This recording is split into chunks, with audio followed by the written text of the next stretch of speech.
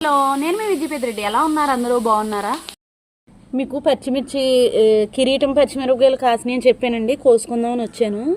చూడండి, భలే ఉన్నాయి కదండి.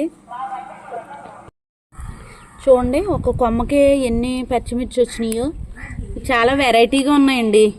చూడండి, ఒక కొమ్మకి ఇన్ని పచ్చిమిర్చి వచ్చినాయి. చూడండి ఎంత బాగున్నాయి కదా. క్యాప్సికంలా ఉన్నాయి, కానీ ఇది కిరీటం పచ్చిమిర్చి అంటండి. భలే ఉన్నాయి.